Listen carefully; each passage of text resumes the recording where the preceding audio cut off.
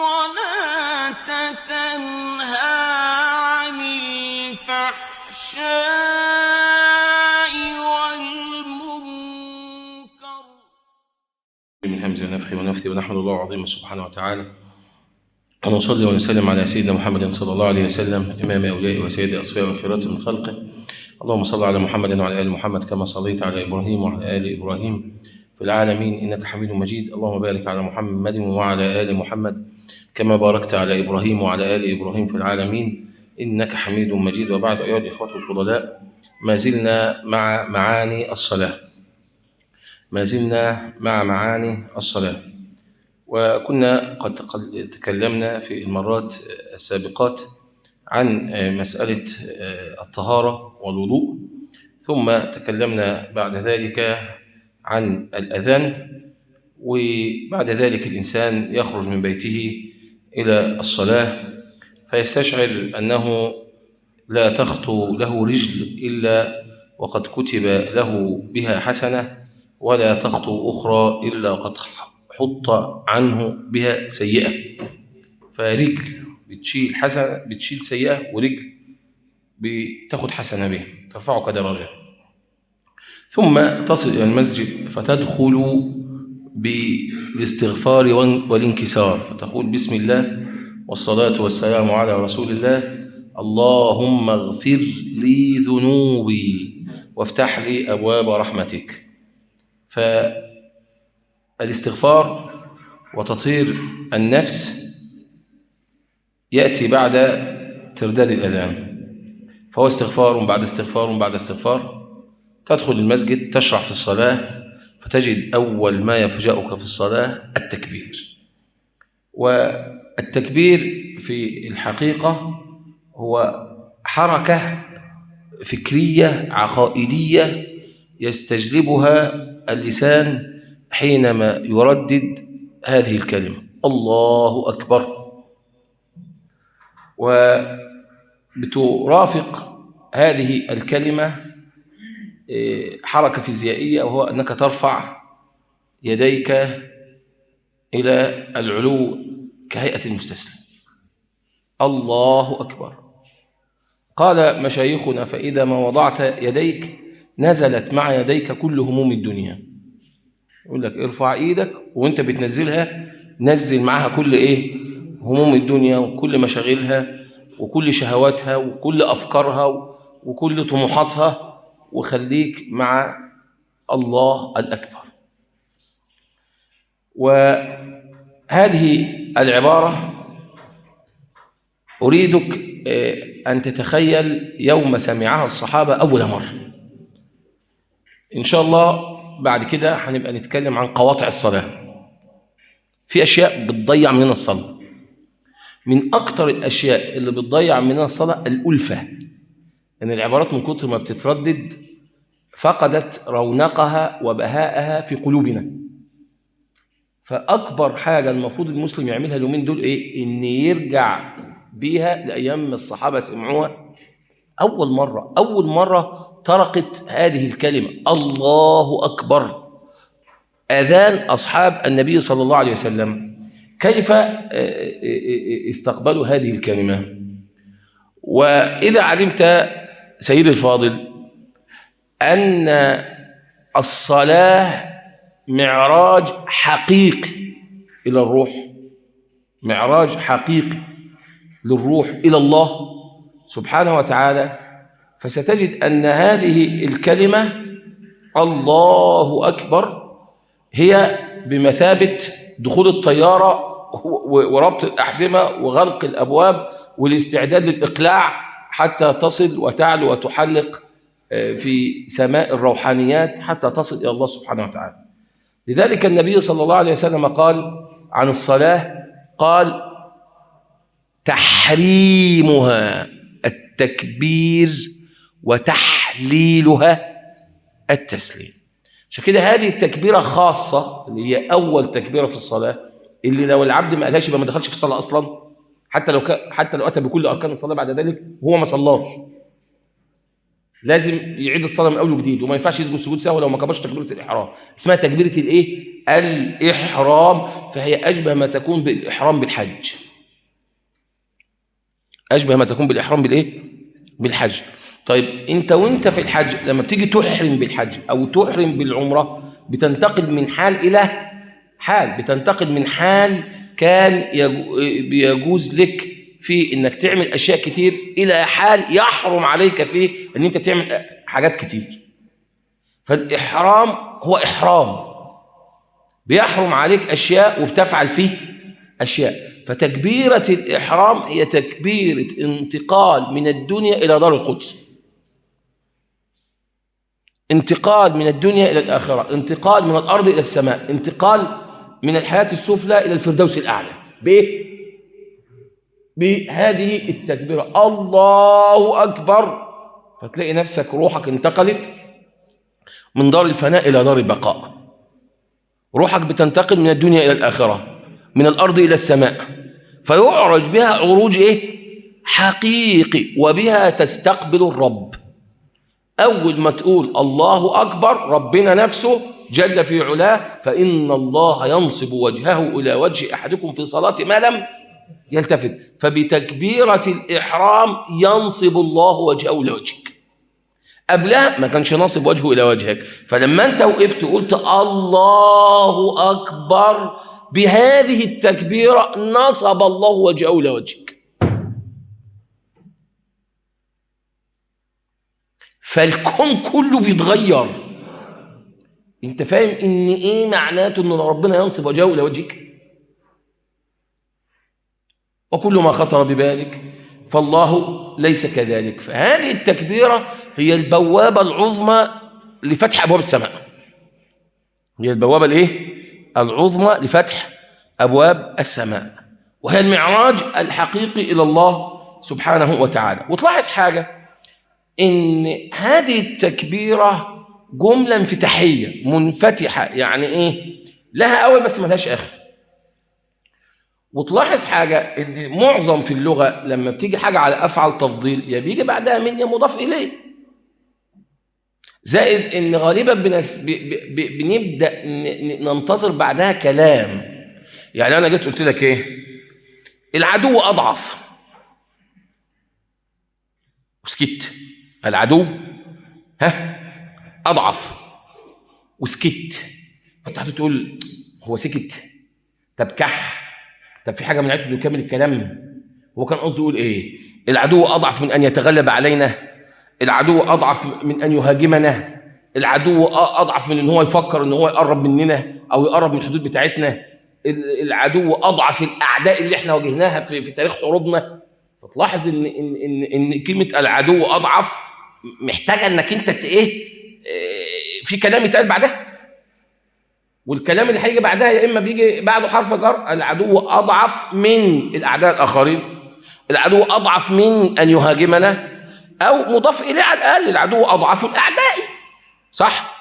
فالعبارة منفتحة كأن في نقط كده. لو أنت قلت العدو أضعف هتلاقي كأن في حد بيحط لك إيه؟ نقط أنت بقى وكمل أنت بقى. فلما أجي أقول لك الله أكبر، فأنت كده منتظر إيه؟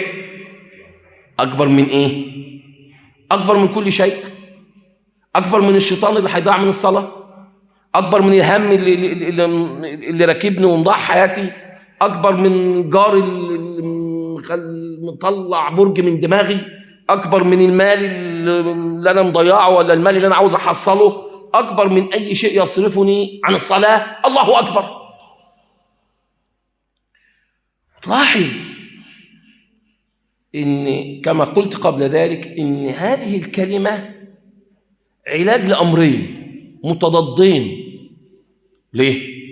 لو أنت متكبر بعلمك أو بعيلتك أو بمنصبك أو بمالك أو بعزوتك أو بأتباعك، أي نوع من أنواع الكبر، وتيجي تقول الله أكبر، هتلاقي إن الكلمة دي بتهدك، هتلاقي إن الكلمة ديت بتحجمك، هتلاقي الكلمة دي بتردك إلى التراب الذي خلقت منه. الله أكبر. فلو أنت متكبر الكلمة دي هترجعك للتراب الذي خلقت منه.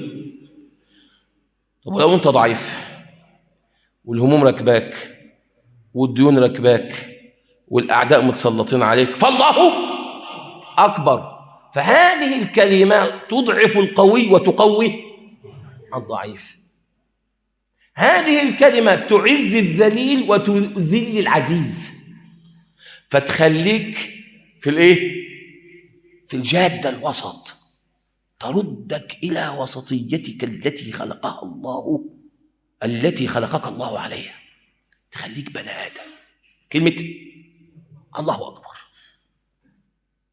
كلمة الله أكبر، كلمة الله أكبر. ما قلناش الله الكبير، إنما قلنا الله أكبر. وهذه الكلمة بتفتح باب التعظيم لله سبحانه وتعالى، وتفتح باب الإجلال لله سبحانه وتعالى. لذلك مع هذه الكلمة ينبغي للإنسان إن فالصلاة مفتاحها الحقيقي إيه؟ التعظيم. مفتاحها الحقيقي التكبير، تكبير الله سبحانه وتعالى وإجلاله وإعظامه. لذلك كلما كان القلب ممتلئ بمعاني التعظيم والتكبير والتوقير والإجلال والخضوع لله سبحانه وتعالى قبل الدخول في الصلاة، هتجد ان المعاني دي بتستحضر وبتيجي بسرعة معاك. ويحذر الإنسان من آفة الكذب، ان يقول الله أكبر وربنا في قلبه مش أكبر، مشاكله أكبر، اهتماماته أكبر، مشاغله أكبر، في حاجات في حياته أكبر. فالإنسان يحذر من آفة الكذب وهو يقول هذه الإيه؟ الكلمة، إنك تكون بتقول الله أكبر بلسانك والموضوع من جوه مش إيه؟ مش يوافق هذا الأمر، مش يوافق هذا الأمر. لذلك ينبغي للإنسان أن يحذر من الكذب. 2، يحذر من التكبر. دول الآفتين اللي بيجوا الإنسان وبيقول إيه؟ الله أكبر. الأولى أن يكون بيكذب فبيقول الله أكبر بلسانه ومن جواه ربنا مش إيه؟ مش أكبر. في حاجات في الحياة أكبر من ربنا في قلبه، وربنا آخر حاجة بيفكر فيها، ده مطلع ربنا من حساباته أصلا. الآفة الثانية الكبر، التكبر، إن هو يكون بيقول الله أكبر وهو من جواه متكبر ونفسه في دماغه أكبر من حاجات كتير خالص. قال تعالى سأصرف عن آياتي الذين يتكبرون في الأرض بغير الحق، بغير الحق. لذلك هذه تعتبر جرعات علاج بناخدها في الصلاة كذا مرة. انت شفت الواحد ياخد حباية وبعد ما ياخد حباية ياخد حباية وبعد ما ياخد حباية ياخد حباية وبعد ما ياخد حباية ياخد حباية لغاية ما يخف، لغاية ما يخف. فتيجي تبدأ الصلاة بتكبيرة الإحرام الله أكبر، طب تيجي تركع الله أكبر، طب هتيجي تسجد الله أكبر، طب هتيجي ترفع من السجود الله أكبر، طب هتيجي تسجد تاني الله أكبر، طب هتيجي تقوم من السجود الله أكبر. فكل شوية في كل حركة بتقول إيه؟ الله أكبر. فكأنها جرعات علاج، كأنها جرعات علاج. طب المعاني دي كلها احنا ما بنستحضرهاش ليه؟ لسببين: ان احنا ألفنا الكلمة ما بقناش نفكر فيها. ثانيا ان احنا ما تعلمناش هذه المعاني، معاني الصلاة يا جماعة.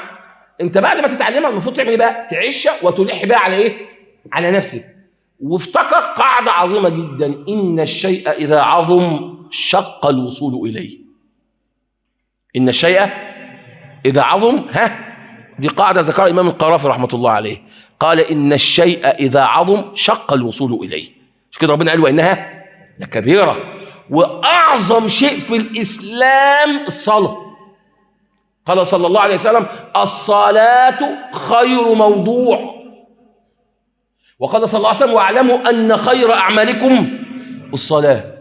فبالتالي انت مش هتوصل لها كده في يوم وليله. ده احد الناس بيقول: جاهدت نفسي في قيام الليل 20 سنه ثم تلذذت به 20 سنه. وكل ما تبدا رحله العلاج وتبدا رحله التعلم. ذهب رجل الى طاووس بن كيسان فقال: اضع يدي هكذا ام هكذا؟ فقال: والله ان الصلاه روحها الخشوع. يعني عاوز يقول له حط ايدك زي ما تحطها، بس اهم حاجه ايه؟ تخشع في صلاتك. وطاووس ده كان تلميذ مين؟ سيدنا ابن عباس. فدي الناس اللي اتعلمت الصلاة صح. وذكر هذا الأثر الإمام محمد بن نصر الدين المروزي في كتابه تعظيم قدر الصلاة. فالموضوع خطير، والصلاة خير موضوع، والشيء إذا عظم شق الوصول إليه. فلازم أنت بقى تفهم الكلام ده وتلح بيه وتدربه وتدرب نفسك في الركعتين دول. ما جتش يبقى في الركعتين اللي بعدهم، ما جتش يبقى في الركعتين اللي بعدهم، ما جتش يبقى في الركعتين اللي بعدهم، لغاية ما تيجي.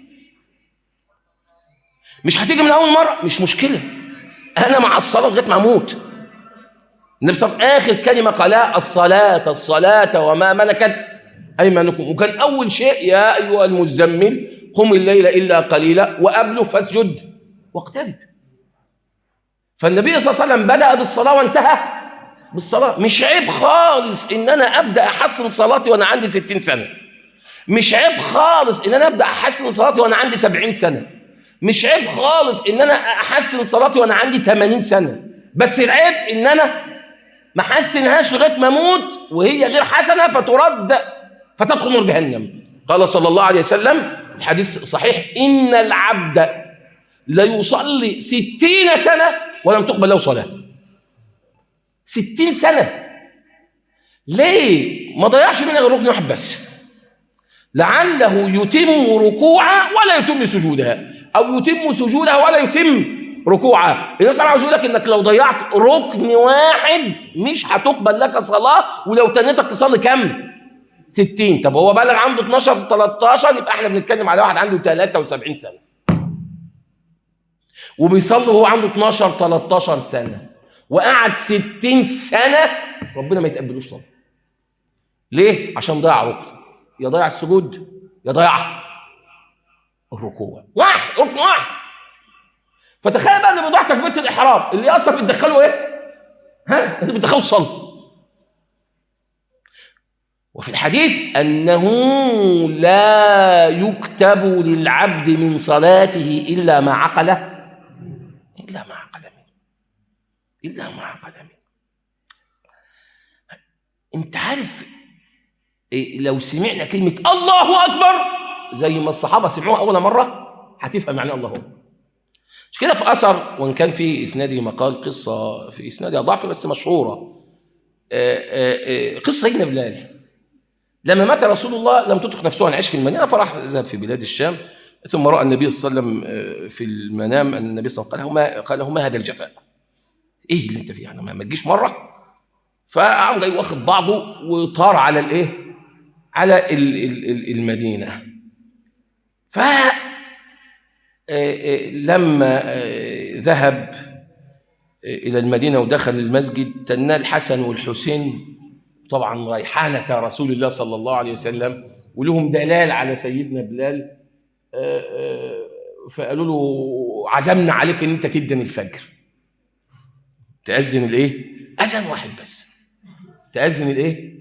الفجر، تأذن الفجر. فطلع على سطح المسجد وقال: الله أكبر. فلما سمعها أهل المدينة ارتج أهل المدينة. فلما قال الله أكبر الثانية خرجت النساء من الخضوع، النسوان لبست وطلعت تجري على المسجد،